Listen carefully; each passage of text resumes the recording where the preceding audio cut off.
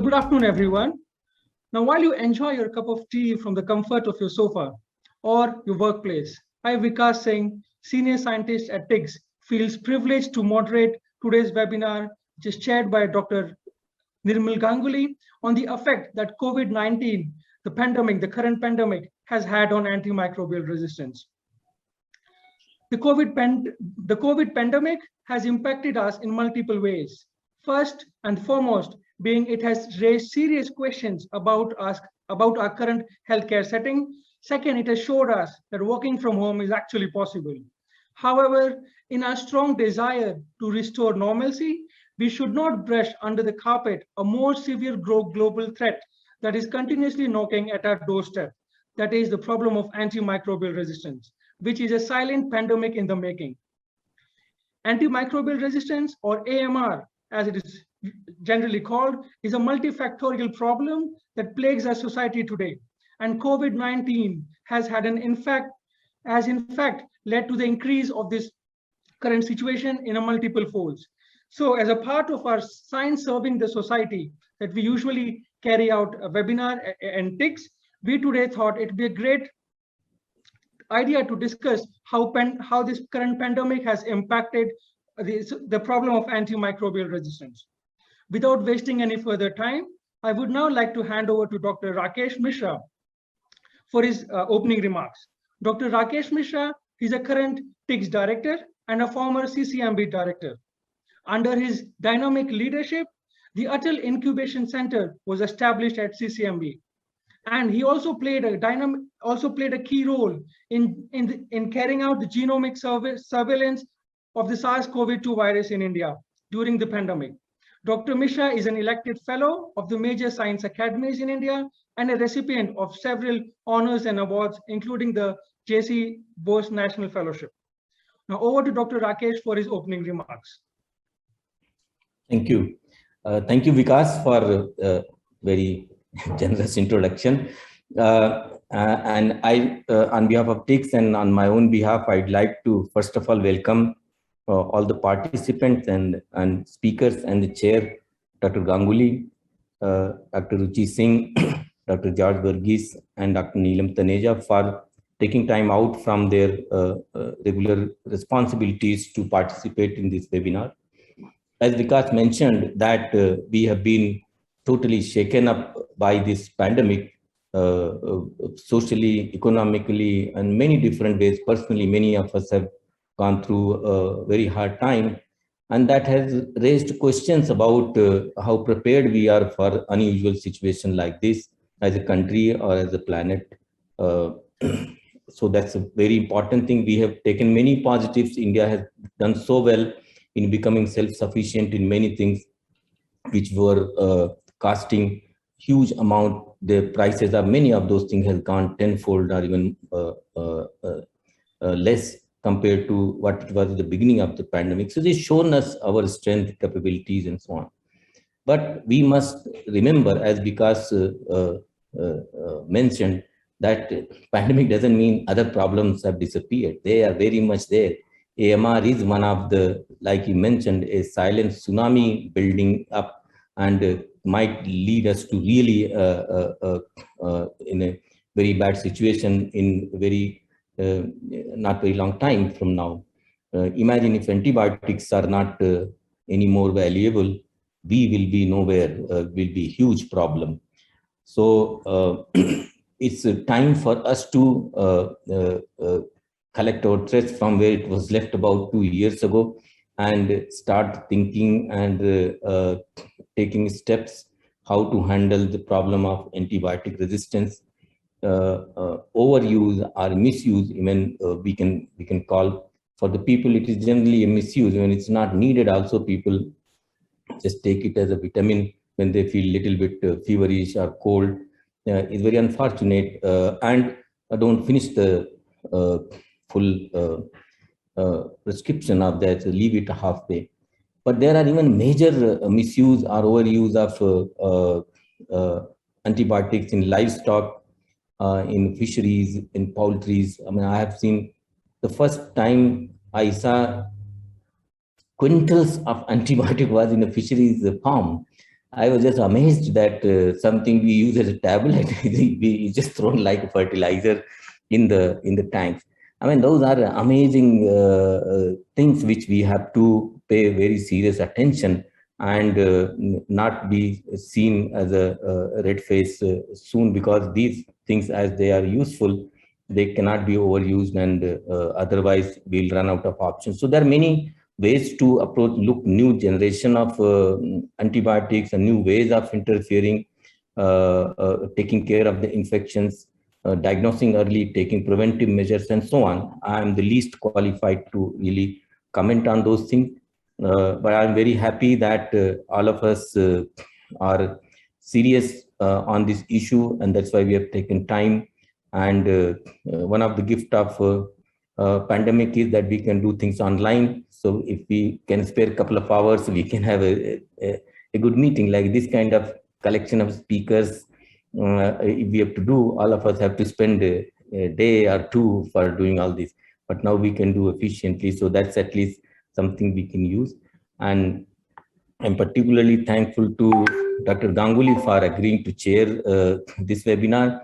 I mean, as we know, I mean, I can take liberty to say that Dr. Ganguly is like encyclopedia for us for these kind of issues. A huge experience, he understands things in depth, and these kind of policy matters. And I think we have the best available, and I'm sure we are going to benefit from his comments. And when he will be moderating discussion, can answer questions where things stand here. Understanding of healthcare system, not only in the Indian context, but even in the international context. And as we know now, it's very rare that a disease is of a state or a district or country. Everything is a global, and infections that lot of developed countries thought they don't have to worry so much about it. Now we know that everybody has to get involved in this healthcare issues. So I will stop at that, just thanking one more time to all the speakers and the participants for giving importance to this actually really important issue, which had taken a backseat because of the pandemic, but we have to get back to business and initiate our fight with full vigor. Otherwise, we will have a lot of difficult time ahead. So with that, I will hand over back to Vikas to make the program proceed further. Thank you all again. Thank you, Dr. Rakesh. And as rightly introduced, the person chairing today's webinar needs no further introduction. A Padma Bhushan awardee for his contribution to the field of medicine, former Director General of ICAMR, Dr. Nirmal Kumar Ganguly. Dr. Ganguly has had an illustrious career, headed various prestigious institutes in India, such as JIPMER, the Asian Institute of Public Health, to name a few. Professor Ganguly is also a fellow of several reputed international and national societies, academies, and advisory groups.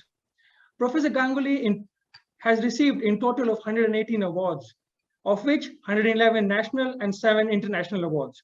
It will be a privilege to hear further from him, and I hand over the mic, or so as to speak, the stage, to Dr. Ganguly for his views. Thank you, Dr. Sharma, Mishra, Vikas. It was very rewarding to see Dr. Dr. Mishra is now heading an organization which moves such important topics. Actually, AMR is now is within the first 10 global public health threats.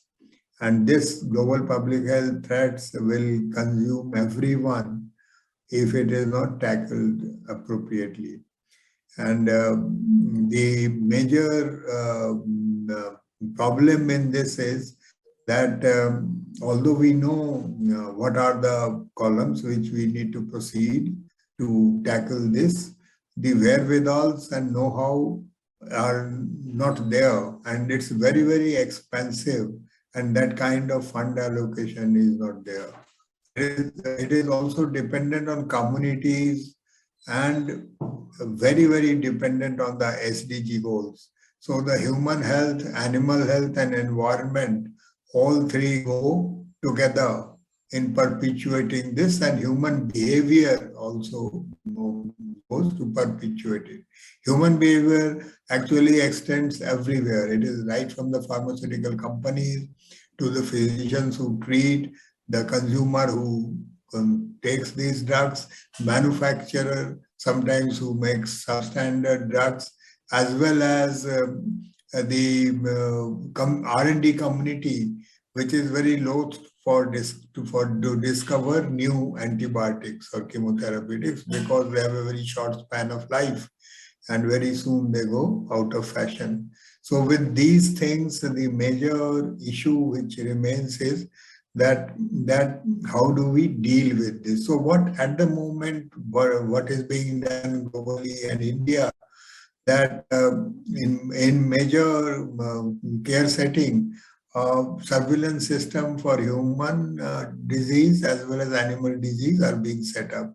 Animal disease surveillance system is not that robust at this given moment, but human disease surveillance system is taking shape in India. This surveillance is also now a molecular surveillance. So you could see the genes and gene exchange and the virulent genes spreading geographically in different settings, as well as in the different hotspots which emerge out of that. So surveillance is helping a lot at this given moment, and it has been set up by different organizations. The repositories are also available now in again different settings, AMR repositories. These repositories provide the wherewithal to ultimately do the modeling and fine tune, as well as for the drug discovery and other needs, as well as the productions or finding out the targets.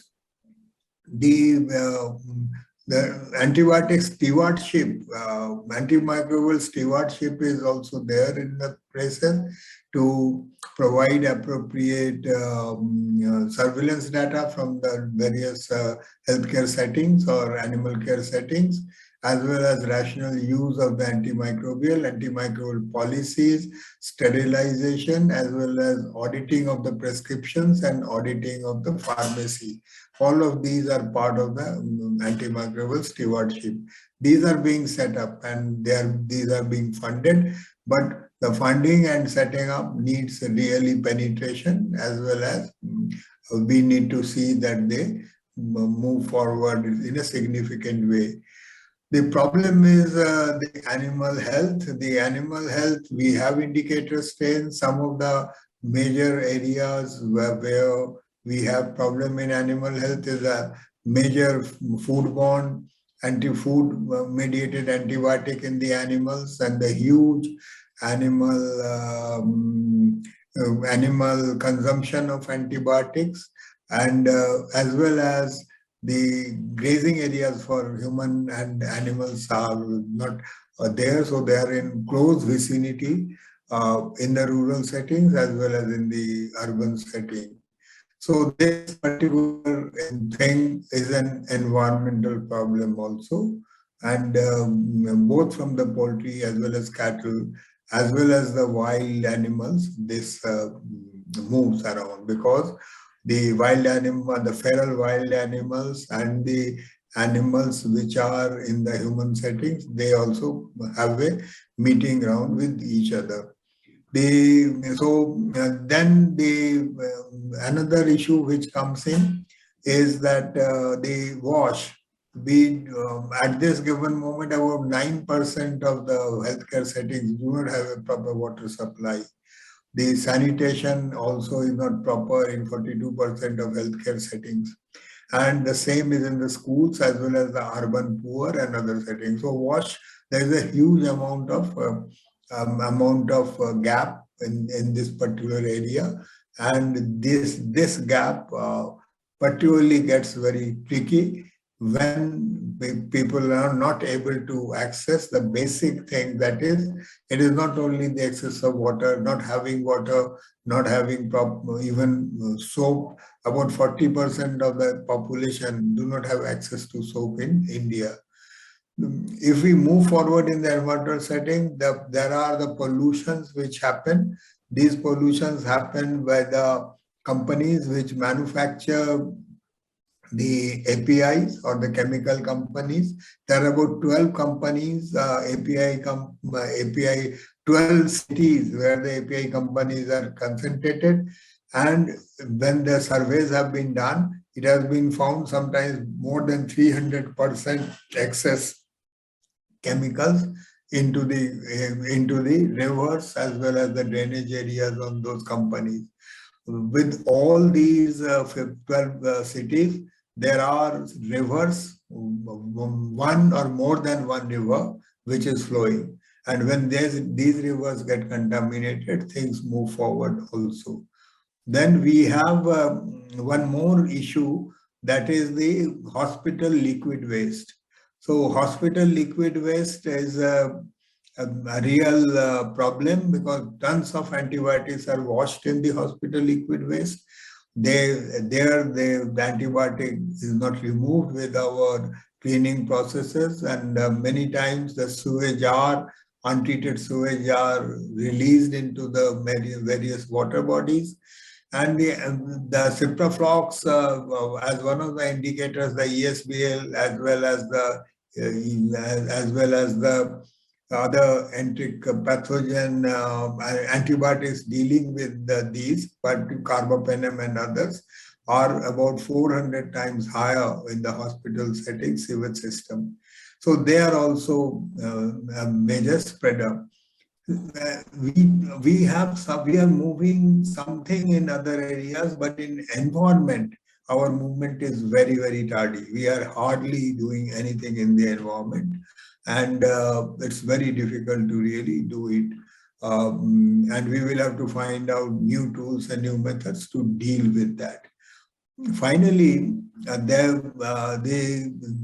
there is a pushing of certain particular kind of antibiotic in different settings by different interested groups. And in the B-tier and C-tier cities, the antibiotic levels are very, very high. And the spurious drug levels are very, very high. They actually, peddlers, they push spurious drugs in these settings. And with the e-pharmacies and other things coming, the non-prescription drug utilization and self-medication remains unresolved. So when I deal with this condition, this is a very, very multi-sectoral. Different ministries, different people need to come together. Recently, the Prime Minister has created about 6 or 7 groups of the ministers, and some of the ministries have come together to deal with it. I hope that something will come out of it. Then the environment mitigation things, which at the moment the COP26 has done, will also perhaps help in this particular area in reducing the environmental degradation by managing the temperature and other things. The matrices, the diagnostics for antimicrobial resistance testing, there have been a lot of new things which have come up in tuberculosis or in the biofire and others.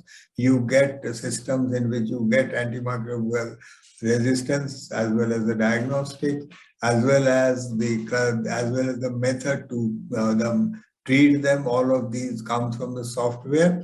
However, the penetration is very, very, very, very slow, and many times the cost of diagnostic is much more than the cost of the antibiotic. So I will now put Vikas. Thank you, Dr. Ganguly, for giving that, or probably I would say setting up the platform nicely by describing what and where, how things are, and shedding light basically on the importance of surveillance and One Health. Now we now move to our first speaker, who is Dr. Neelam Taneja, who will shed light on the current scenario of antimicrobial resistance in India. Dr. Taneja heads the Enteric Division at the Department of Medical Microbiology at PGIMR, Chandigarh. Her lab plays an important role in investigating and managing cholera outbreaks and food poisoning in the geographic area. She also holds an international patent for a putative Shigella vaccine in the US. Her current focus includes studying antimicrobial resistance in the non-typhoidal Salmonella, Shigella, and other zoonotic pathogens. Dr. Taneja has received many international honors and awards from the WHO, Pasteur Institute, and she's also a recipient of the International Development Award for Young Women. So we now would be privileged to hear from Dr. Taneja on the situation. Thank you, Dr. Vikas. At the outset, I would respected Dr. Ganguly sir, Dr. Rakesh Mishra, Director, Tata Institute of Genetics and Society, and other colleagues from Tata Institute. And I thank the organizers for giving me this opportunity. So since this topic is a very vast topic, I will just give you a flavor of some national data and some of the studies, but Dr. Ganguly has actually tried to sum up most of the situation.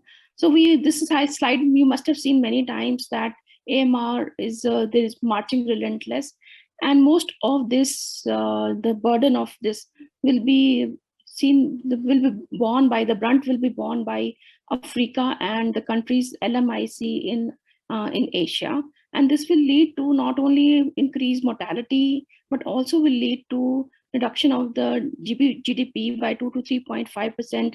And also production in the livestock is expected to fall by 3 to 8%, along with significant economic impact. Now, the major driver for AMR is the antibiotic usage. So you can see this on this slide, that as soon as an antibiotic has been introduced, there is resistance developed. Now the discovery of antibiotic is not keeping pace with the antibiotic resistance development, and we are in a dire crisis. And this already has been taken into consideration by Dr. Ganguly, that antibiotics are being overprescribed, patients are not taking antibiotics as prescribed, there is unnecessary antibiotic used in agriculture, there is poor infection control, poor hygiene and sanitation, and then there is lack of laboratory testing. But AMR is also a very important global food safety issue, because the antibiotics which are being used in the human use, they're also used in the animal sector. And they're not only used for therapeutic uses, but they're also used for prevention of diseases, to contain outbreaks. And this is, if you want to visit any part of the world, this is the situation where you're likely to get infectious disease. So you can see that India, it is the highest probability of occurrence of catching an infectious disease if you're a visitor. And these are some of the health indicators. I'm giving you some contrast to China, which is as big as India. So we have a very still very high infant mortality rate, but we have huge amount of under 5 deaths from diarrheal diseases, which is even more than, I would say, Pakistan, Bangladesh, and even Nepal. And this is the two vaccines which are important. For the vaccines are also very important strategy to reduce AMR, the pneumococcal vaccine and the rota vaccine.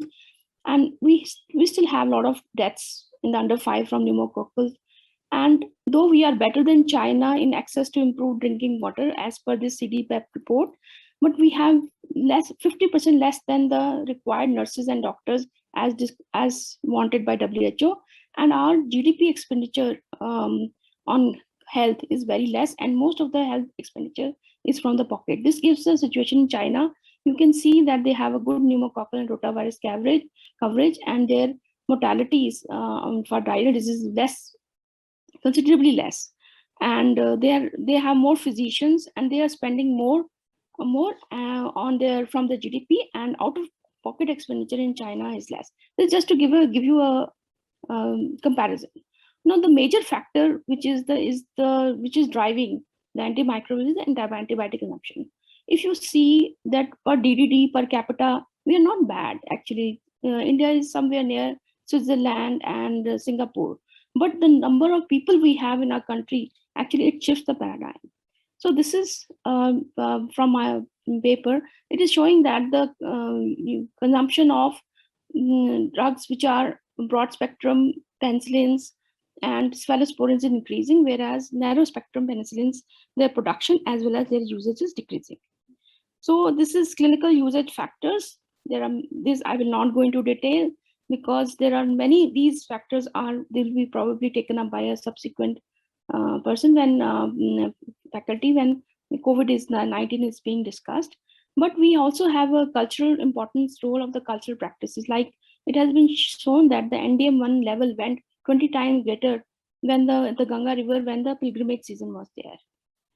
And now some of the data, there are two types of, these are the superbugs which are you likely to encounter, and these infections can cause hospital-acquired infections as well as community-acquired infections. If you say MRSA, the overall proportion of MRSA nationally is, from the ICMR report, it is 41.4%. But the teicoplanin and linezolid resistances are also coming up. And this is a very interesting slide. It shows you a comparison between Klebsiella pneumoniae, which is in red, and E. coli. We always say that Klebsiella pneumoniae is more resistant, but the resistance is actually in some antibiotics, it is more, it is visible, like in amikacin and in carbapenems and in colistin. The rest of the places you will see that the resistance is quite equal in E. coli and Klebsiella. And these are the genes like Dr. Ganguly was mentioning. This is from the national report. And we have a lot of everything, all kind of genes which are encoding resistance to carbapenemases, to CTXMs. And so, and very important is that the emergence of colistin resistance. It has been seen that if you have a colistin resistant Klebsiella pneumoniae, there is high mortality has been seen. And though MCR1 and MCR2, they are not that common, but they are also coming up. MDR Acinetobacter, it's a nightmare in ICU, and you see it is resistant to quite everything. And the colistin, though it's not a very good drug to treat, but the resistance is coming up. Now, this important bug is Salmonella typhi. Now we are going towards combination treatments towards this organism. This is national data. Thankfully, the MDR resistance, which was coded by chloramphenicol, ampicillin, and cotrimoxazole, is going down. But ciprofloxacin resistance is becoming uniform, and ceftriaxone and azithromycin resistance are coming up. This is a whole genome sequence data from Chandigarh. In this, we took 66 typhi genomes, and we saw that there was uniform resistance to fluoroquinolones. Notably, these strains, they have actually, they occurred independently. So I will be showing you some data here. So there are basically two lineages. If you see, the lower one lineage is, in this we have triple mutations in the gyrase A and Parsi gene, and the upper clade, you can see we have one mutation or two mutation in the gyrase A gene. And then there were no MDR strain we found, but the triple mutation strains, they had very high MICs for ciprofloxacin. They were completely resistant. And we also found azithromycin resistance, 10%, that is 7 strains were resistant, and these were associated with mutation in ACRB. And when we compared them with the genomes from other places, we found that this azithromycin resistant actually appeared independently. You can see here that the resistance is it is different. The strains which are from Chandigarh, they are different they have originated independently from Bangladesh, Pakistan, and Nepal strains. And this is from Mumbai, this data, typhoid in Mumbai. They saw that this is ceftriaxone resistance. There is big outbreak occurred due to CTXM15 in Pakistan, but our strains are different. There is a particular plasmid, it is associated with association, which is X3 plasmid. This encodes for BLA SHV12 gene and a guide and QNRB7 and this triple mutation. So genetic background is the triple mutation in the gyrase A gene. This is very, very interesting, and we expect a movement of this strain. Now, through WHO AGSAR project, India project, we did a huge surveillance, a sustained surveillance from 2014 to 2017 at the human-animal interface for the diarrheal pathogens, the commensal E. coli, and also that included Salmonella, Campylobacter, and E. coli. Some of the data we are publishing and some is published. So we found that an endemic occurrence of a fluoroquinolone-resistant Salmonella enterica serovar Kentucky in northern India. We believe that this is the first study originating from South India where we are showing a zoonotic transmission. All these Kentucky strains, they could be traced to 3 forms in Punjab. And we believe that this strain may have originated in India, and it was circulating endemically because we were not doing a sustained surveillance, so people didn't actually identify this strain and appear something new. But if you see, it will some case reports were already there, and some of the strains were very similar to the ones from the UK. So this is the whole genome sequence dendrogram, and you can see that the red ones are our ones and black ones are UK strains. So some of the strains are very similar to UK. So this shows how whole genome sequencing can give you a vital information and which can be integrated into the national surveillance data. In this same study, we have also done enterotoxinic E. coli and enteroaggregative E. coli. So before I go that, I will tell you about another superbug, Shigella. This is a comparison in showing the resistances which appeared in 2000 and which are present in 2000 and 2015. The red ones are 2015. You can see that the resistance to ciprofloxacin, ceftriaxone, azithromycin, they appeared in later. And this is the current data. We can see that ciprofloxacin resistance almost uniform. You can say that nearly 68%, and ceftriaxone resistance is also becoming very high, around 55%, and other resistances, although amikacin is not used, but we are getting resistances. So this is the data on, this is published in PLOS One. This is about the enteroaggregative E. coli. Again, the sustained surveillance we did, and we can show that we found 67% resistance to ciprofloxacin, even and third generation cephalosporin. In these cases, they usually do not require treatment, but they causes persistent diarrhea, inflammatory diarrhea. So in those cases, we need antibiotics, and we have seen that at our institute, we are using ceftriaxone or ceftriaxone with treatment. Even so, we have a lot of resistance to coming to the third generation cephalosporins, and some ertapenem resistance also. So our ETEC data is very similar to the data from Bangladesh, very similar to EAC data, and this is urinary tract infection, which appears to be a mild, benign thing. Now they are becoming killers, especially in tertiary care centers like us. And if we should look at the resistance, this is unpublished data from our this, you see that this ciprofloxacin around 70%, more than 70% resistant. Third generation cephalosporin, more than 80% resistance. Ertapenem resistance coming to 65%. So where are we standing? What options do we have? The resistances are very high to piperacillin, tazobactam, and other drugs, and colistin resistance also upcoming. So this is from the UTI only. We whole genome sequence 20 colistin resistant XDR Klebsiella pneumoniae strains, and we found that there was a disruption of MGRB, though we didn't find any MCR1 gene, thankfully. But one strain was a hypervirulent Klebsiella pneumoniae, which is convergent. We call them convergent hypervirulent Klebsiella pneumoniae because it had ESBL genes, and it also had the genes associated with the hypervirulence. And so, and coming to the very important pathogen, which is mostly neglected in our Indian scenario, is the vancomycin resistant enterococcus. We have seen that there is an increase of 5-fold in our institute, and that we've also published resistance to daptomycin. This is very similar to data, national data, which has been published from ICMR report, and quite similar data, I would say. Now coming to the livestock, if you see this slide, India is not that dark blue. The dark blue is the high resistance, but this is the projection. Worldwide, this antimicrobial consumption is expected to rise by a staggering 67% between 2010 and 2030. And most of this staggering rise will occur in the top portion. You can see it will occur in India and China. So we have, because people, our population increases, and there's a lot of pressure on this food. So this is actually, I've seen that even North Indian, the traditional vegetarian households, the Brahmin families, their kids also, they are becoming non-vegetarian. So these intensive farming like we have in Punjab and Haryana, they are excellent breeding spots for breeding grounds for all these exchanges occurring of lateral gene transfer. So whether you take a human being, take an antibiotic or use in the animal husbandry, everything ultimately is going to come to the environment. And in Baddi, we have a huge pharmaceutical industry. Like Dr. Ganguly said, there are 12 cities which have this industry. So they also contribute, their effluents, they are contributing. So this, we know that India lacks, this is also an important point, that we lack proper sanitation and water. And coming to the STPs, sewage treatment plants in India are in unfortunate condition.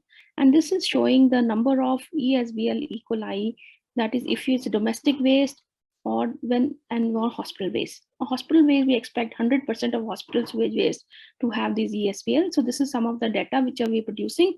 So we got a DBT NAC project, my competitive grant, and in this we are they were taken. This is the one sample from river water of Baddi. There is a river, Sirsa River in Baddi, where these effluents are discharged, and you can look at the genes.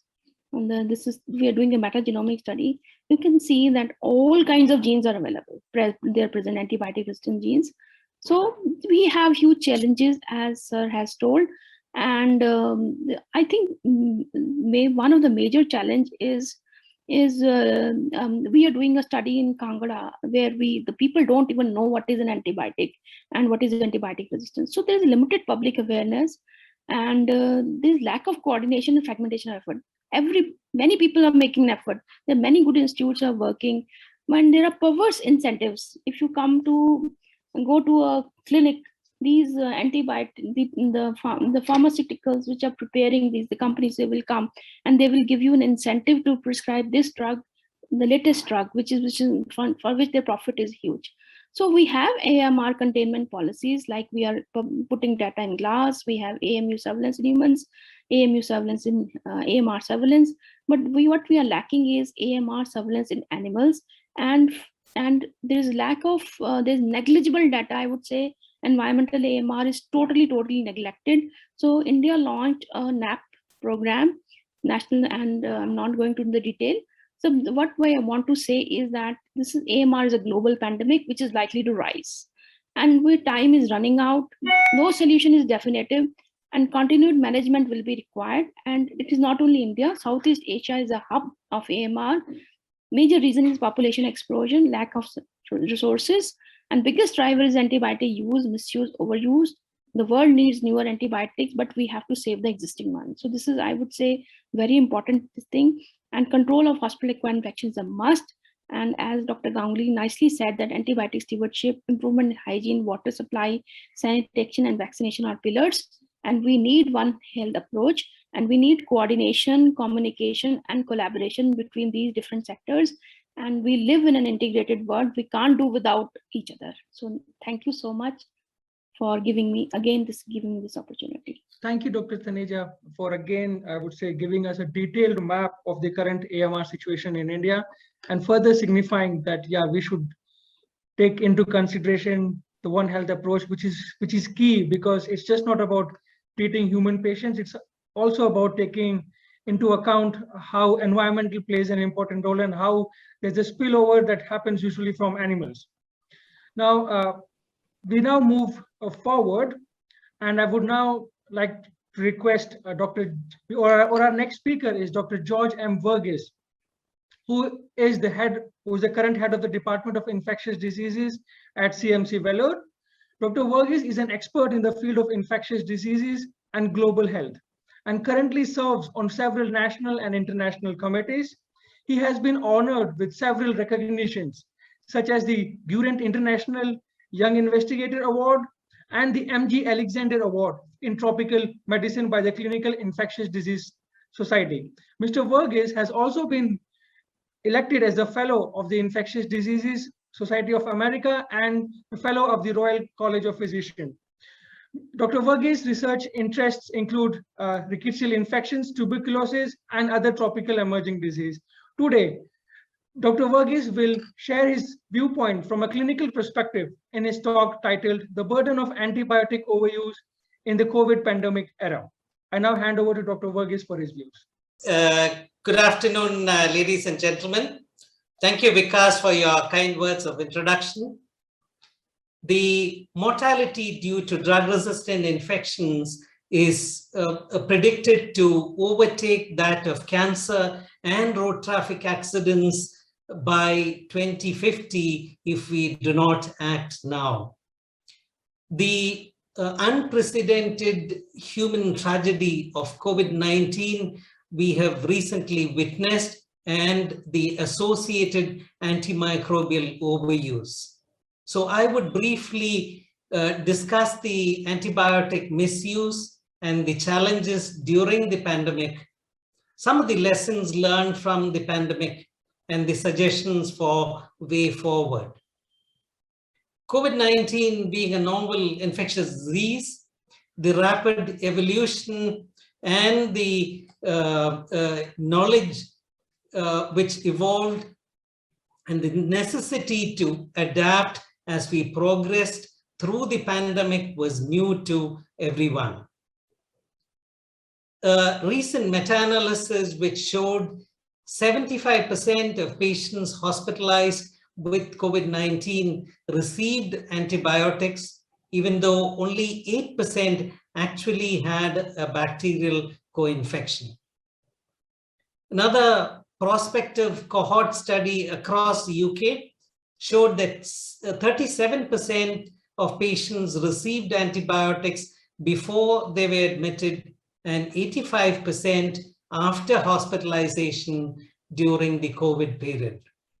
This scenario is even worse in low and low middle income countries, and unpublished data from India reveals that more than 90% of COVID-19 patients were receiving antibiotics.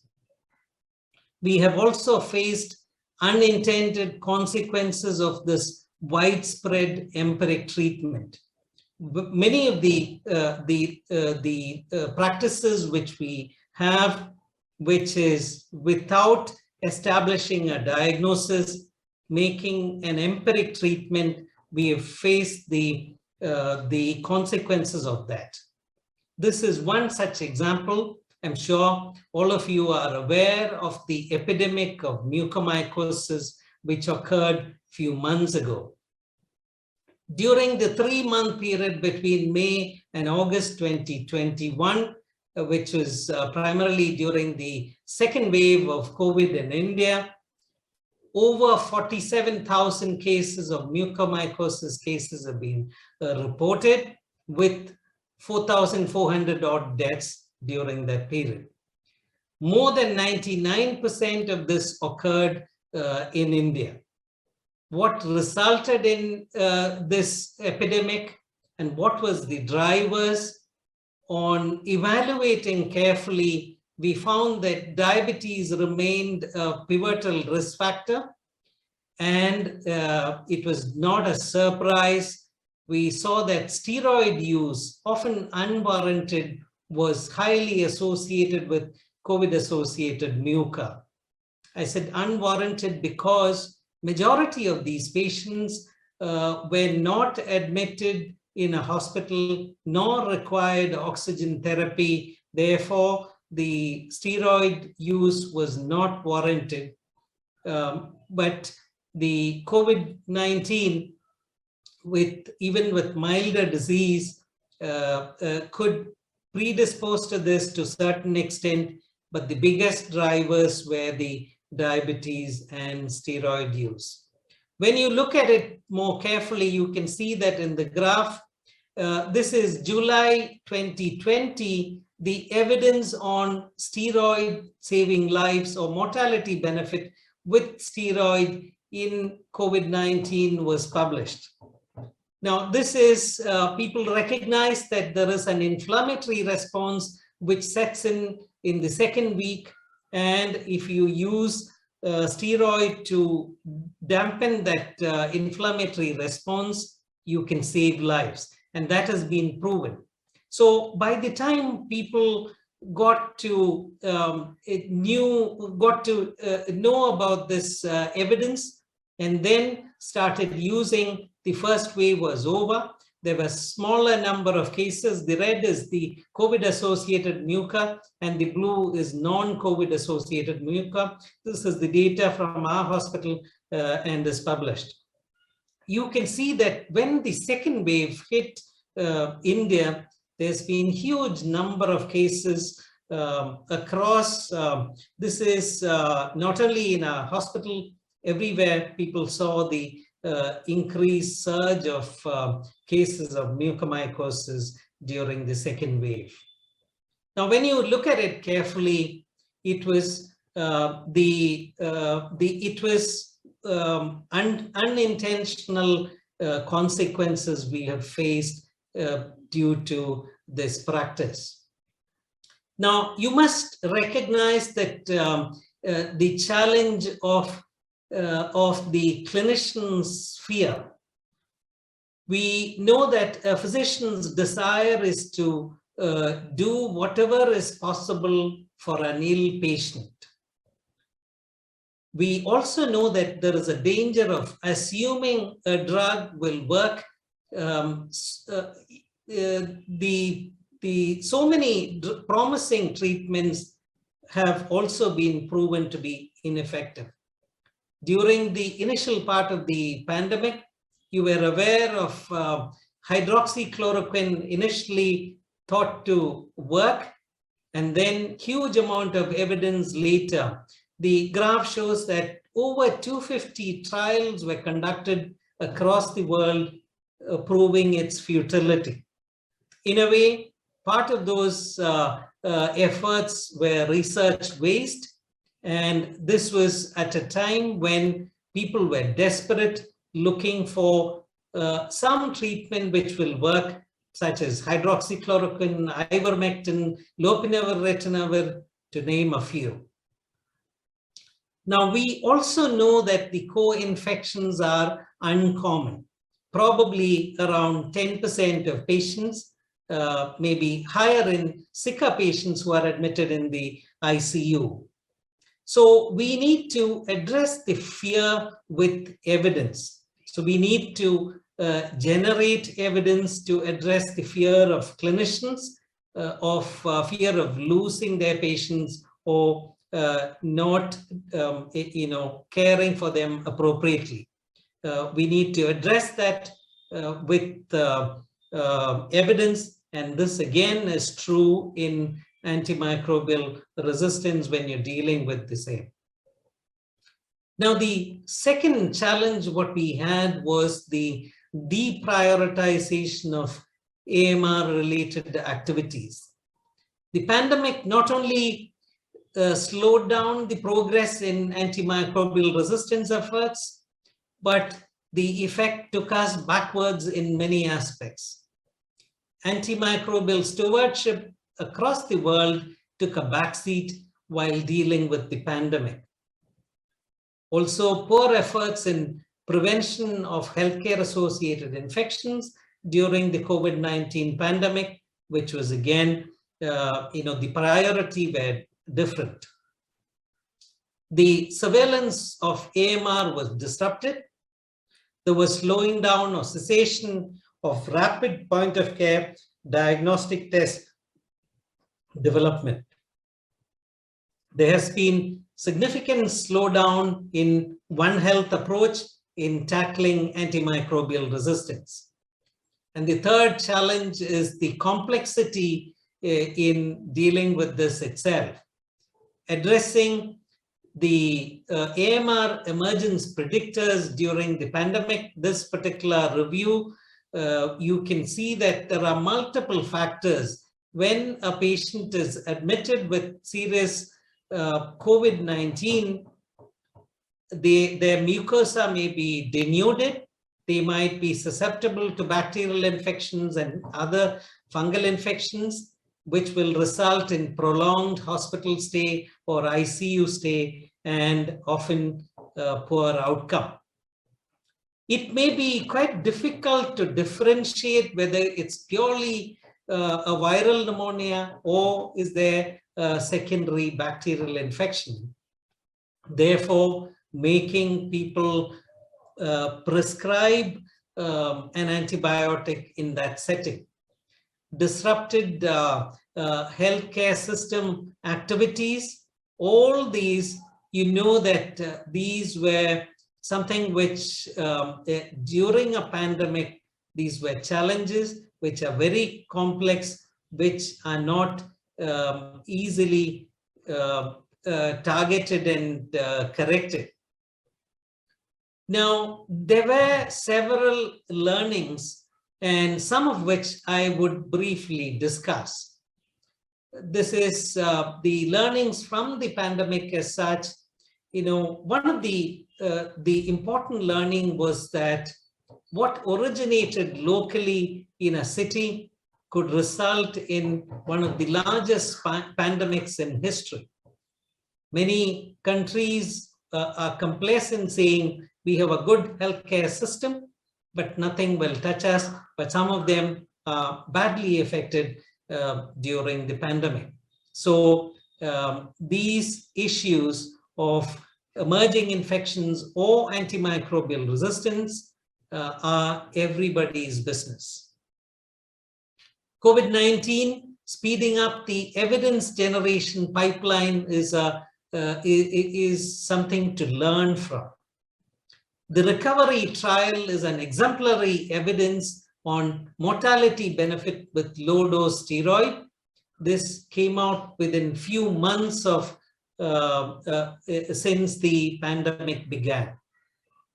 Another good example is the Solidarity trial, which was a multi-center adaptive international randomized trial sponsored by WHO, trying to generate evidence in generating the evidence in what works and what doesn't. Rapid vaccine trials with spectacular success in less than 1 year's time. This has never happened before in history. We should learn from the evidence revolution during the COVID-19 and use it for tackling future challenges, including antimicrobial resistance. Another important learning is utilizing the revolutionary technology which has occurred during the pandemic. mRNA vaccines have started a new era in the vaccinology. We know that it's a platform which has become robust. The vaccines can be developed very quickly, easily, and very effective vaccines which will not only make antibodies, but also cell-mediated immune response, therefore long-lasting memory and immunity. These are cheaper ways of making vaccines. So I believe the mRNA vaccine discovery and optimization with the pandemic has become one of the major discoveries which are here to stay for helping us in tackling many other problems. Secondly, the development and maturation of several digital technologies, supercomputers and digital technology advances for data-guided policy making globally. If I have to quote two major examples, I'm sure all of us, including laymen, are familiar with the Johns Hopkins dashboard and also our world in data. All these, the big data analytics and AI have made it possible to make policies based on evidence which is almost real time. It is amazing to see what India reported yesterday will be there within few minutes or hours. Virtual platforms in communication, in training and planning, what we are doing today is actually revolutionize the way we conduct meetings, trainings, planning, all that. We should harness all this. Adaptive platform in clinical trials, and these have again become much more common, and I'm sure many of these we can use for future benefit in tackling AMR. Therefore, the way forward is moving from empiricism to a culture of confirmation and treatment. We have to popularize that. We have to make sure that people confirm the infection and then treat. Therefore, rapid point of care diagnostics for infections are crucial. We need to do more work and research to make all these available sooner for the benefit of the society. Optimization of infection control and stewardship activities, popularizing evidence-based practice in clinical medicine. Now, we have seen, most people adopting evidence-based practice as the huge amount of data which comes out during the pandemic and the way people have used evidence-based practice in medicine. Development of national and international networks for evidence generation, various platforms for clinical trials to generate evidence, such as the adaptive trial platforms, and also harnessing the technological advances for monitoring, surveillance, and detection and prevention of antimicrobial resistance. And I believe utilization of AI and personalized medicine will take us a long way in tackling the antimicrobial resistance problem in future. Thank you very much for your patient listening. Thank you, Dr. Verghese, for this complete sort of lessons that we could learn from the current COVID-19 pandemic that we were hit. And also you signified the importance of diagnostics, which would play a key role in tackling any further such pandemics, and I hope they don't occur. Now, moving on, because our next speaker, we're going to speak about how novel diagnostic strategies are key in treatment to multi-drug resistance. So our next speaker is Dr. Ruchi Singh, who is a scientist at the ICMR National Institute of Pathology. Her present area of research is in development of applicable non-invasive diagnostic methods for treating infectious diseases. And she's also a recipient of prestigious UNESCO Laurel Fellowship for Young Women in Life Science. In addition to that, she's also the recipient of Shakuntala Amirchand Award and Major General Sahib Singh Sokhi Award in the fields of biomedical science and communicable diseases. So without wasting time, we'll love to hear from her regarding the diagnostics. Over to you, Dr. Ruchi Singh. Thank you, Vikas.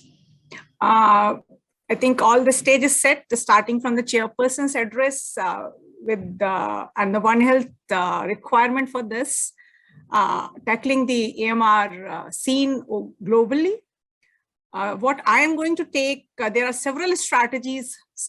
Everyone is working towards it, but I'll just give you a little bit of glimpse of what is actually happening in this field during coming 10 to 15 minutes. The major challenge, like everyone has been talking about the overuse of antibiotics, the problems which we have heard. First thing, if we are actually able to define whether the infection is due to bacteria or virus or any other microorganisms, we would really be able to curtail that. So there are several agencies which has actually put up a lot of prizes and a lot of grants just to distinguish that your infection is caused due to bacteria or virus. So that will certainly reduce the overuse of antibiotic, and actually the underuse of antibiotics, which is responsible for the complicated infections and prolonged hospitalizations and sometimes mortality, because the infection is not diagnosed properly. So we have to put a special emphasis on diagnosis the infection. For this, how this diagnostics can actually help us is they can distinguish the two different major viral and bacterial infection.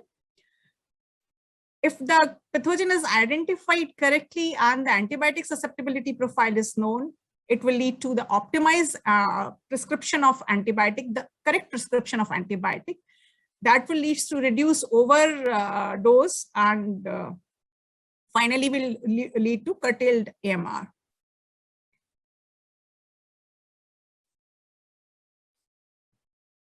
Now, coming to what are the current methods, generally which we are using, genotypic methods and the phenotypic methods. Phenotypic methods are routinely used in the hospital settings and the laboratory settings, and genotypic methods are basically more of research use, and some of the tests which are identifying a particular organism or particular set of genes, they are commercially available also. But what the problem is with the genotypic methods which are using the current technology is that they're probe based. So you only see what you are looking for. If what you are looking for, that probe is not available, you will not be able to detect it. So that it cannot detect anything which is causing the resistance which is not known. So emerging resistance patterns will not be identifiable with the current approaches.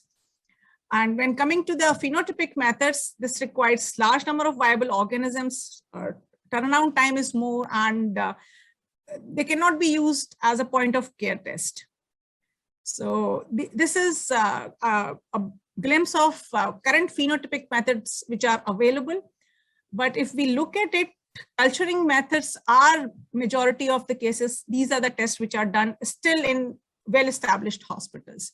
Some of them, some of the tertiary care hospitals have availability of Vitek systems where they can use automated instruments for just telling that the infection as well as the antibiotic susceptibility profile based on MALDI-TOF. The antigen detection technology, this TPX technology is also available, but here again, you only get what you look for, not the unknown polymicrobial samples. They are not easy to identify. Biosensors, if we took look at, they analyze various analytes, various nucleic acids or protein approaches. So they can be classified, but they are still developmental phase. Problem comes because for all of them, even though they are highly sensitive in pure culture, getting these to be really applicable in as a point of care or in the routine use, they lack several, they still need a lot of improvement.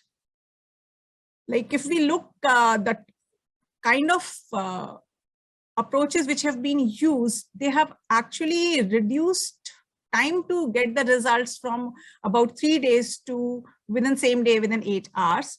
So this was the current methods which were used. Now still being practiced, the standard in the hospital settings, give results in 2 to 3 days. When we just use molecular methods and we use pure cultures and in situ methods, again, it is about 2 days. While when we use MALDI-TOF, this is the automated system which has integrated workflow for both the diagnosis and antibiotic susceptibility testing. This results give us results for AST in about 5 to 8 hours. So this was about the phenotypic methods which were being used. Now coming to the genotypic methods, these are various test approaches which amplify DNAs using various protocol. Here you can multiplex 2 to 4 analytes or 2 to 4 pathogens, sometimes up to 8 or 10, but not beyond that. And you can make your assays, but that also doesn't come easily. Then we have a DNA microarray technology. The tag cards are available, which have about, say, 60 pathogens or the drug resistance gene all imprinted on the same array card. And then you do hybridization with your samples. But still here, the repertoire is limited. You are not able to identify what is not known or what is not imprinted on that card. When we go for the next generation sequencing, which is unbiased, we use metagenomic approaches, which is the completely unbiased approach, and it identifies any microorganism because it uses massively parallel sequencing of the DNA templates available in the sample. So this is the latest advances, not the latest advances, but it has started making ways for addressing what is not known, identifying and solving quite a few typical cases. So for this, if we see two major commercial tests which are available, one is iDetect diagnostic test from PathoChip. This takes blood samples from patients and following 3 steps like blood sample preparation, which enrich the pathogen there, then does the amplification of nucleic acids, prepare library, which is subjected to sequencing. And when this is auto-analyzed and filtered, analyzed against the bacterial and viral DNA database in the pipeline, and the report is available to the patient, to the clinician to deal with the patients. So what have been observed in specific trials, this detected more clinically relevant microorganisms than the conventional microbiology in immunocompromised patients. So, but this is not comes at an affordable price for a country like India. Doing one test costs you about $2,500 US. Another test which is available to detect this metagenomic approach, which used this next-gen sequencing approach, is Karius test. The difference from this test and the iDetect test is that you use the complete blood sample. However, this test detects the cell-free DNA, which is there in the plasma. So in this test, the cell-free DNA is isolated from the plasma of an individual, and it goes through that same library preparation, then bioinformatic analysis against the database, and then you identify what pathogen it is. So here, what is significant is here, the infection could be at any site of the body. So before this localized infection actually becomes this actually is there in all over the blood at the septicemia level. Before that only, if we take the plasma at an early stage, this will show the imprint of infection which is existing compared to the blood cultures which doesn't come positive at very early stages. So, but the disadvantage with this is that it does not detect RNA, and it misses several RNA viral infections. As it is not completely doesn't have all the pathogen DNA, it has a partial and the metabolized DNA basically, which is present in plasma. So all the resistance determinants are not sometimes detected. You can identify the pathogen, but just detecting the complete resistance profile may not be possible. So that's get impacted. But it's clinically relevant to identify the pathogen just before the onset of the bloodstream infection. Again, this also comes at a very high cost. So if we see that these approaches are available, but they are available only as a personalized medicine, which a country like India probably is not affordable to every common man. So I would say, like, if we have to make diagnostics available, because it's a challenge for us because it's not available as at a point of care test. If we are simply able to have, like Pfizer has developed some lipocalin based assays, which is able to distinguish bacterial and viral infection, that also is still not available in India. So if we need to develop, and people are thinking we have to develop tests which could really make way to the bottom of, to the actual common person, where the diagnostics are possible, it is affordable and easy to perform. So for that, getting a single assay will not be easy. We have to still design multiple assays, because all the assays, and what other part of globes are developing may not be actually applicable to all of us, because all the pathogens, they vary by geography. So we have to devise and design our own tests which are affordable. These approaches are fine, they are good, but they will not be able to, we'll not be able to use it for every individual. So with this, I would now come to the next part of this. What are the advances in the treatment ways which are done?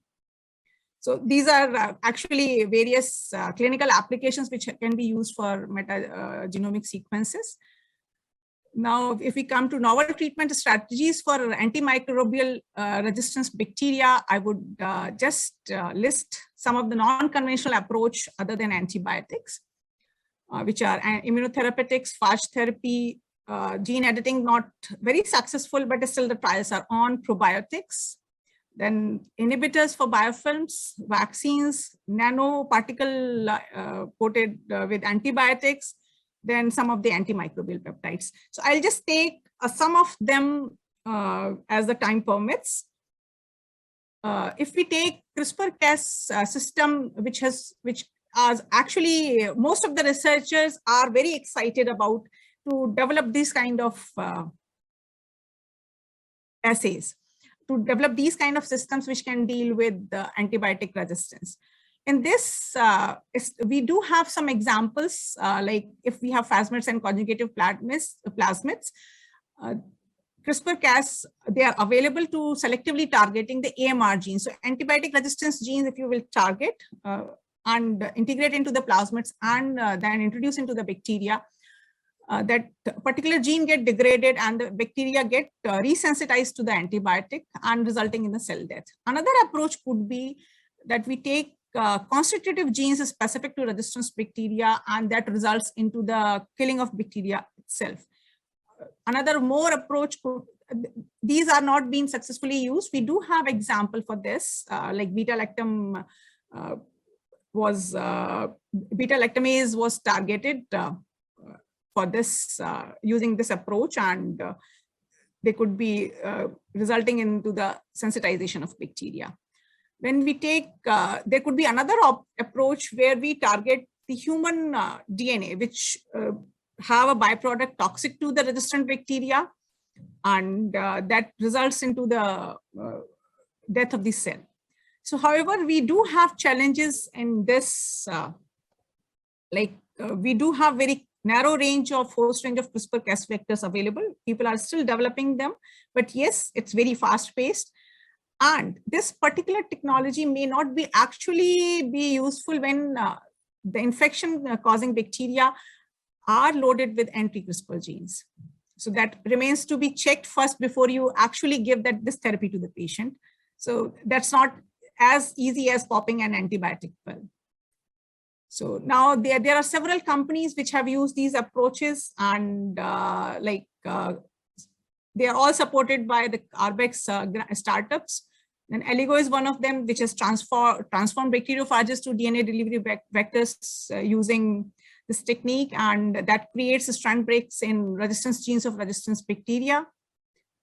Then FICO Therapeutics has created this engineered bacteriophages that delivers payloads of small acid-soluble spore proteins with a focus on treating Pseudomonas infection in VAP. Similarly, another Locus Biosciences have also CRISPR engineered a fast cocktail targeting Klebsiella genome. Then we have SNPR001, which selectively eliminates the infection in the gut of cancer patients. So these are some of the success examples for which the trials are on. So we do have a lot of information being generated on the use of this technology. Now, coming to the vaccines, it's always say how actually it can actively reduce the AMR. But certainly that is one of the most successful approach which has reduced the burden of AMR, because it can directly prevent the infections caused by the pathogen if you're vaccinated. So if you're not actually getting any infection, you will not take antibiotics, and that further AMR pathogen will not propagate. So this, they reduce the use of lesser antibiotics and thereby contributing towards the non-development of further mutations and combating AMR. These are the various vaccines which have been developed using different technologies. Like if we see it here, they can be made of using different approaches like protein vaccines, glycoconjugates, synthetic conjugates, bioconjugates, outer membrane vesicles, and live attenuated vaccines. They are in different phases. People interested may actually go through those and read more. they still needs to really be come in practice. And further, if actually they come in practice, they will certainly contribute towards lessening of AMR.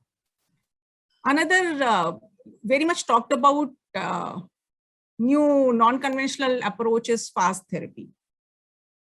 So phages are the most prominent life form on the planet, and they have been used even before the antibiotics were discovered. They are all present in soil, and people were used to apply soil mixtures on their wounds, and they used to get treated without knowing that what is treating them. However, in a case-controlled studies about individual cases, about 80% success rate was achieved for the infections due to escape pathogens. These are individual cases, and individualized tested phage cocktail was administered to those patients, and they could recover from the infection. So if we see that if we really need to apply this, how far we can actually use these, like we still do not have complete guidelines and safety requirements for using these phages. Then we also have to establish how we store them so that they're not mutated, which one is active. And then we again have limitation of screening methods, because they needs to be screened for individuals. How they are going to be active against the biofilm infections still is also not very well established, and they are also going to be challenged by the evolution of bacterial resistance towards particular phages, because once if they start coming in usual practice, we will see the evolution of bacteria to resist those phages. And even if we also need to have the regulatory framework in place in country to use this phage therapy.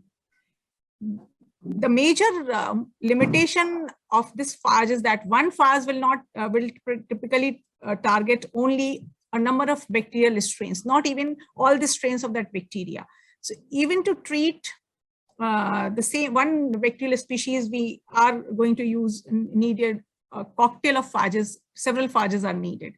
So we have to keep all these things in mind, and it is again going to lead to the personalized medicine if we are really going to identify everything, because one cocktail is not going to serve the purpose, just like a pill which is being used. Now, I'll briefly touch upon some of the other advances which are actually haven't made much success.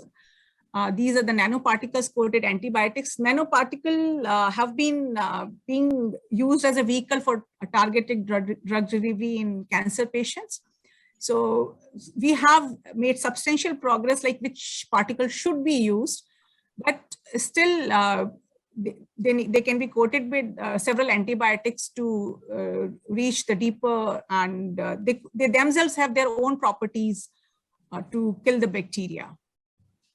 But limitation about these nanoparticles, still we do not have how this is metabolized in the body. So not much is known about the pharmacokinetics of these nanoparticles.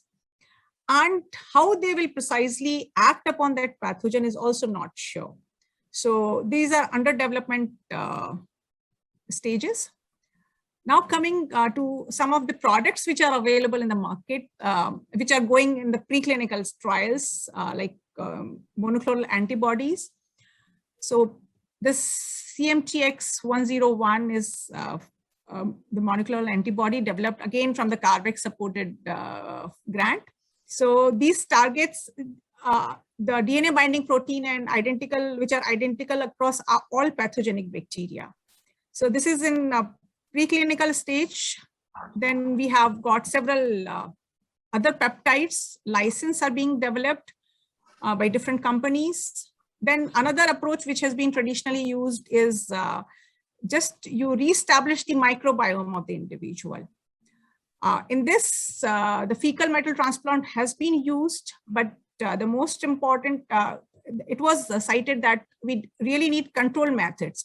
So in this, Vedanta Biosciences has made actual good progress, and they are developing several formulations which can be used to reestablish the microbiome of patients. Thank you. Like the most interesting part, which was, I will start with the last one. Most interesting part was what was talked about, the future therapies and the platforms. The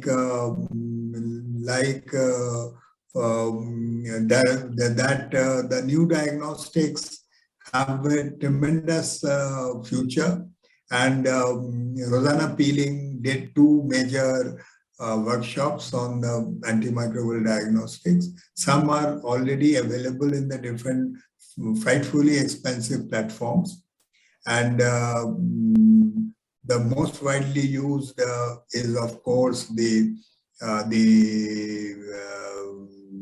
tuberculosis one, which is very widely used. And the chloroquine resistance for malaria was used in the Mali, developed in Mali. So there have been some very nice things which could be done even in the point of care. But essential, and then there is Sajid Barashid from the Cambridge, who could diagnose it by a handheld NGS, and those mutations, he had a algorithm. He had developed an algorithm where he could write in the field, identify resistance to gonococci, and provide the treatment. And for the respiratory one, the imaging, another Cambridge person had come with an imaging tool, and with that imaging tool, you could see the fluorescing or non-fluorescing organisms, and you could identify them. Viable and non-viable organisms could also be identified.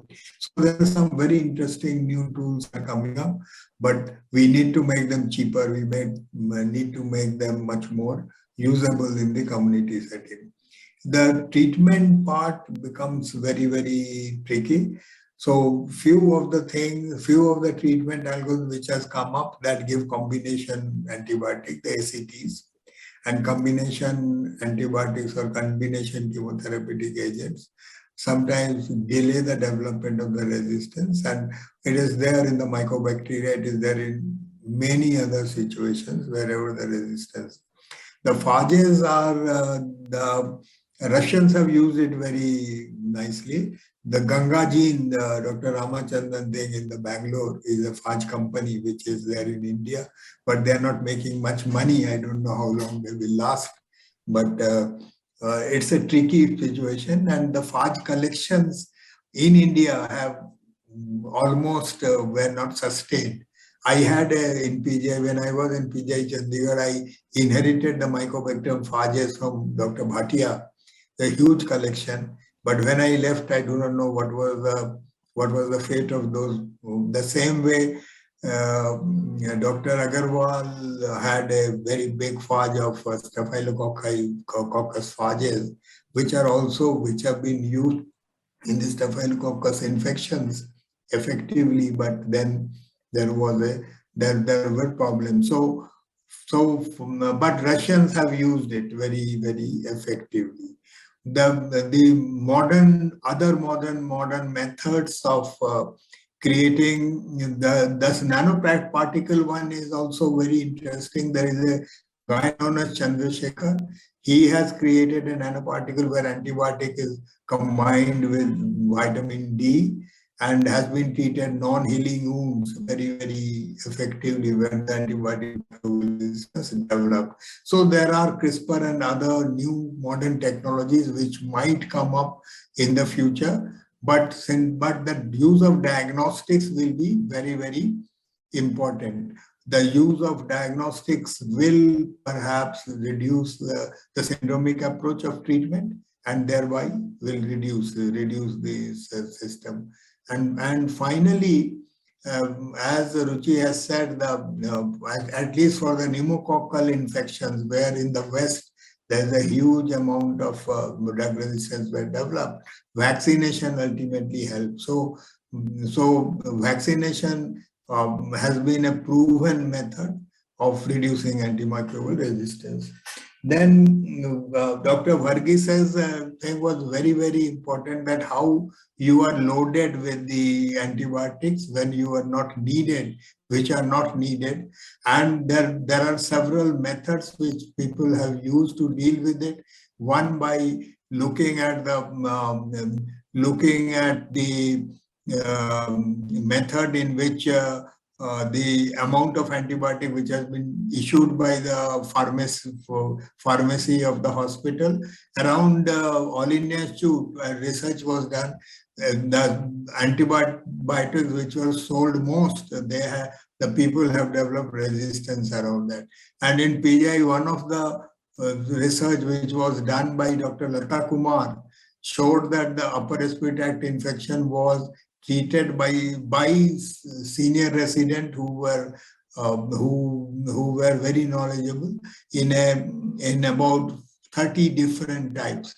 And another ICMR-led epidemiologic intelligence study has shown that around 68 different types of treatment regimes were used for mycobacterial infection. So this is some very perilous problem, and the rational use of antibiotics with appropriate antimicrobial policies aided by the surveillance data and antimicrobial resistance data has to be used, and here the stewardship helps.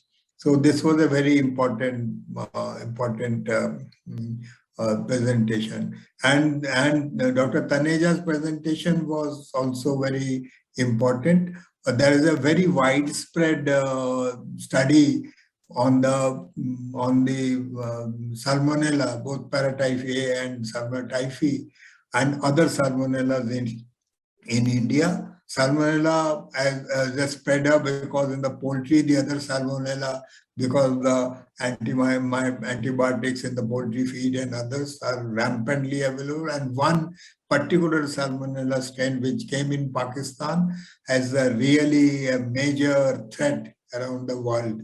And the Sam Karaoke, because Taneja works on cholera, the cholera resistance and how it spreads around in Kenya and Ethiopia and Uganda has been really eye-opener.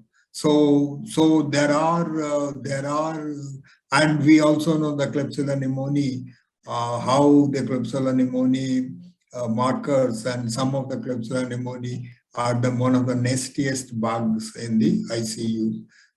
Apart from other important microbes. So this was, all the presentations were of very high quality. They came with a lot of experience in the field. And Kamini Walia looks after the ICMR AMR thing and very heavily moving that particular agenda, has generated a lot of data. And from the various investigators, Vellore has been a very important partner in that, and other institutes. And but this was a very big, very nice beginning, Dr. Mishra. And I apologize that I had to leave now because I have run out of my allotted time. But please follow the panel discussion, continue with panel discussion so that we complete the symposium. Thank you very much for inviting me, and thanks everyone for these nice presentations. Thank you. Thank you. Thank you, Dr. Ganguly, for really nicely summarizing. It's always a pleasure to hear you, and we appreciate, we understand the time distribution that you have to do, and you did great favor by giving us 1.5 hours. Thank you so much. We'll continue our discussion. As a part of panel discussion, I would say we can take few questions and which are directed specifically to each and every talks. So I would begin by asking a question to Dr. Ruchi Singh. So you very nicely summarized about diagnosis and the future of how do we treat AMR infections. Now, coming back to diagnosis, how about, or is anything known about how do we diagnose a persister bacteria, like ones those that survive antimicrobial killing? and they hide in your tissues. And as soon as the situation becomes more favorable for them, they start redividing and cause reoccurrence of infections. I believe this is a major issue because for one, they are difficult to diagnose. And second, every time we treat them with antibiotics, it adds an additive selective pressure onto them, which again contributes to the problem of AMR. So are you aware of any diagnostic methods that could be used to treat persister cells? Yeah, I think the chairperson also used the word imaging systems, in vivo imaging systems. So if basically these persister bacteria, if you have heart knee transplant or some transplants there, they just go into the prosthetic joints and then survive in there. And they make biofilms over there. So there you cannot do any invasive testing. So you cannot get the sample or tissue out from there. In that cases, like in vivo imaging systems could be useful to see this whether there is inflammation on that site, and some of the fluorescent tagged molecules could be injected. So these are the standard ways this in vivo imaging systems can be done. And then you have to give the target. If you have to treat them, you have to give the targeted delivery of the antibiotics. So that's why we need personalized methods to treat these persisters. Yes, it is possible, but there is a lot of cost involved with it. Okay, so I won't be wrong in assuming that it's still a very open field. Open field, yes, it's an open field. It's developing field, but yes, techniques in vivo imaging systems are there. And apart from that, if you take this PET, tomography approaches are there. People do this CAT scan, PET scan. So you're able to see that some infection is there, but just to diagnose that what specific infection is there and how you will treat that, still it's an infancy that you really come out with a profile of that particular bacteria, because those are still being developed, like based on some databases under development, based on the bacterial components, bacterial cell wall components to distinguish this infection from the normal microflora. Right. Thank you, Dr. Ruchi. Now we have a question which I think it's applicable to both Dr. Neelam Taneja and Dr. Varghese, where I believe in your presentation you both highlighted the significance of carrying out surveillance as well as personalized medicine. So do you think it's high time that we in India start taking a personalized medicine really seriously? And also when you talk about surveillance, now in a multicultural society such as we have it in India, do community resistome surveillance would be really handy in our way forward looking at a personalized medicine? So very good question, actually. Personalized medicine is very, very important, and all clinicians, I would say in current scenario, would like to do a personalized medicine. So in AMR, it could mean like this, that you take a culture, okay, and rather than starting an empiric therapy, you could actually tailor your treatment to a particular antibiotic which a person has no. You need to understand the history and whether is likely to respond. That what is the age and where is the infection, what are the pharmacokinetic. So, and how the patient is going to respond, whether he's allergic or anything. So this will become a personalized medicine kind of situation for where AMR is concerned. Community resistome surveillance is very, very important. The most important surveillance which is important is that you take out your antibiograms and discuss with the clinician, and culture results have to be communicated to the clinician so that they can escalate or de-escalate the therapy. So this is very, very important issue where community, if you want to do a community, we work in a tertiary care setup, but the community level surveillance is equally important, because from there you will get, because most of the clinicians are using treating the infections empirically. So Dr. Varghese can shed more light on that. So the clinicians need help from the microbiologist, and the microbiologist can, when they interact with the clinician, they also learn a lot of things. So about the infections, because then they can, if we talk to the clinician, then the clinician will tell us, okay, can I give this drug? So we say, okay, let me find out whether we can do some susceptibility testing for this drug or not, whether this will be useful or not. So these kind of interactions are more important than doing these kind of surveillances are more important for the patient point of care.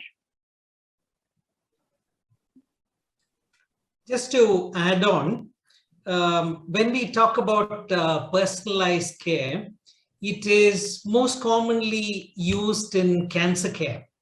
If I have to draw the analogy, in cancer chemotherapy or the treatment, for years, we would never start chemotherapy or radiotherapy unless you establish the diagnosis.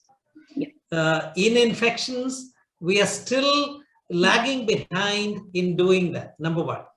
Number two, when we talk about personalized medicine in cancer therapy today, what they do is they take out the human genome, and you have the, maybe close to 30,000 genes. You look at the mutations which confers, susceptibility to certain cancer. For example, breast malignancy is one of the well-known ones.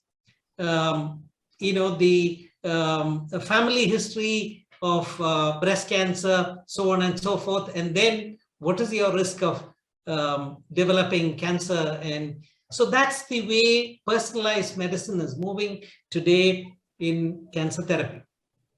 Now, when you draw that analogy in infections, antimicrobial resistance in particular, Dr. Paul Ehrlich is the one who brought in or coined the terminology magic bullet.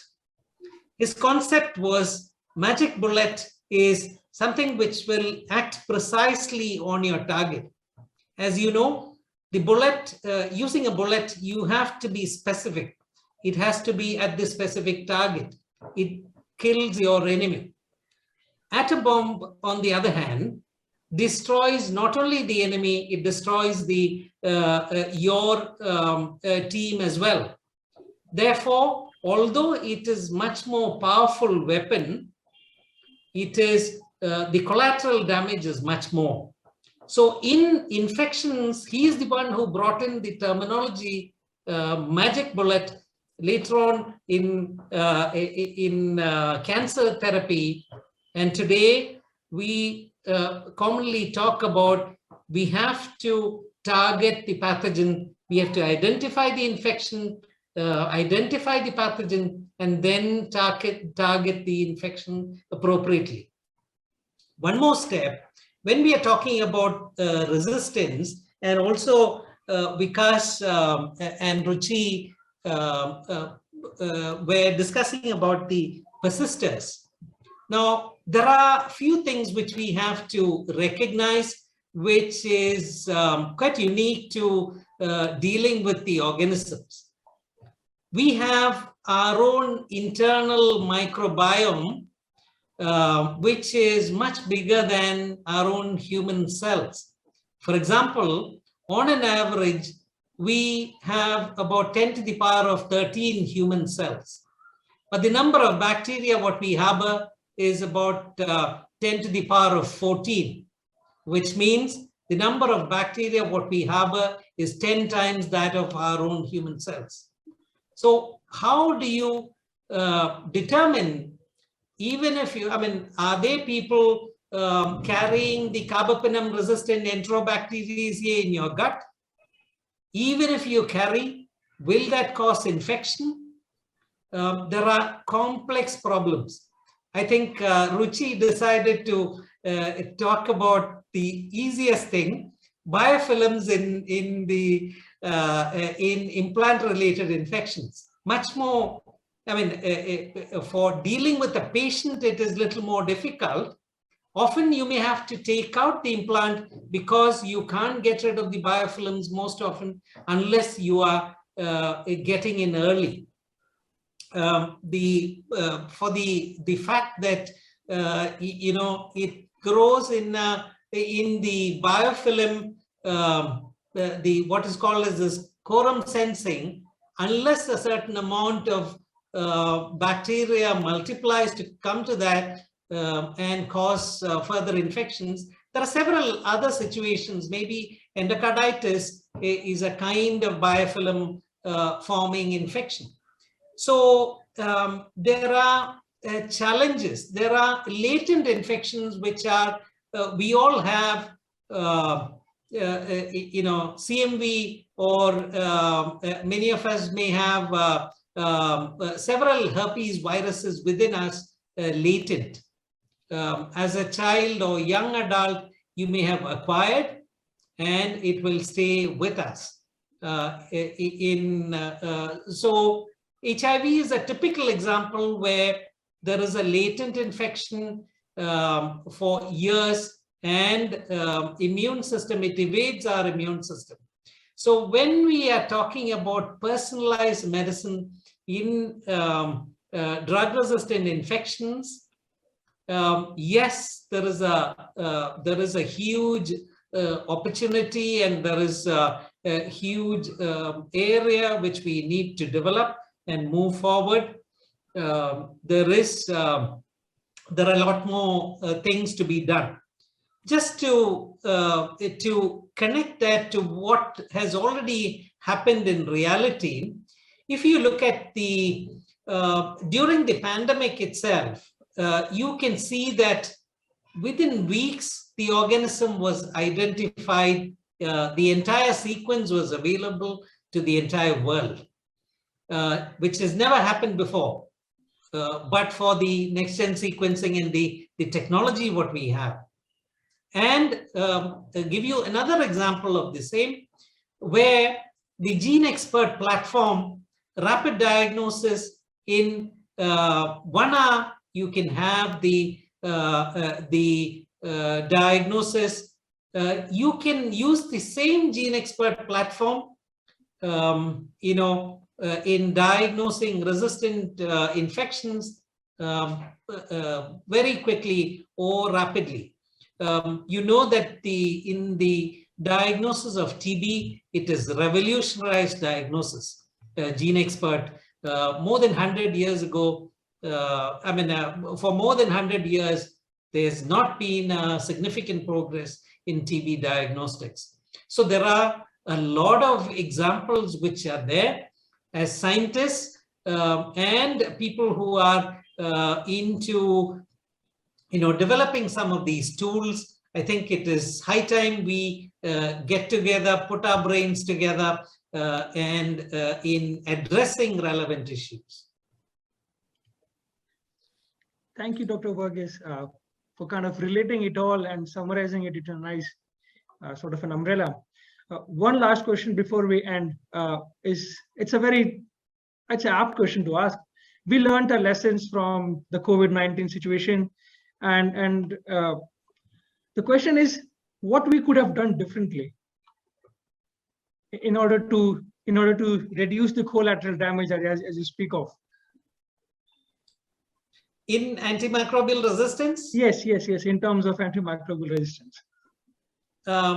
God forbid we may not have another pandemic, but I'm sure we will be better equipped to handle the pandemic, and also the way we deal with handling these infections.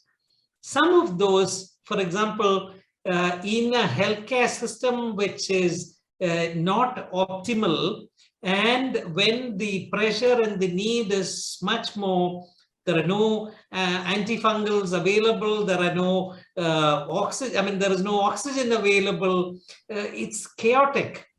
So I think that even developing our own healthcare system and improving that, I'm sure we will be much better off. But yes, we could have done differently. At least in future, we should do differently, is my plea.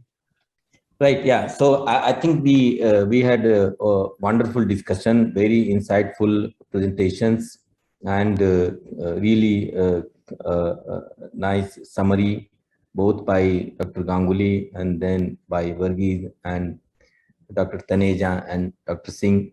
I mean, we all agree that this is a huge problem, and whatever time we have missed during the pandemic, we have to catch up. And at least pandemic has done many damages, but it has sensitized people. And when you talk about infectious disease and all, people take it very seriously. So I think what best we can do is to take this opportunity, whatever is around, and then build upon these things. New technologies have come. You just heard personalized medicine, gene editing. I mean, these are amazing things, and we know from the model systems and other, these are really very user-friendly technologies. And with genomic information now being available at a really reasonable cost, I hope that after a few years, we will get paid if we get our genome sequenced, because that will provide useful information for making conclusions about various susceptibilities and so on. And then personalized and precision medicine will come come to really practical use every day. As Dr. Taneja mentioned, that each doctor wants to give the treatment on which is patient specific, which is the most evolved, and in a way I will say the best way. Otherwise, we don't know and we take chances and so on. So I think technology is evolving, science is progressing, and there are many possibilities that we can preempt the disaster. Otherwise, what is lurking in front of us. And this webinar has certainly catalyzed the thinking, and I'm sure the audience will get benefited and take it forward. And as we have taken your permission, so we will make these nice presentations available to people so that they can keep getting benefited. So again, thank you all very much for your time. We really appreciate and understand what it means to give a couple of hours for this. And it encourages us to continue such activities. And I hope the community in general will get benefited. So thank you again for really coming along and participating in this. And thanks to all the participants who have joined and posted a number of questions. I hope we can get back to them with the answers that they were looking for. So thank you all very much and have a nice day.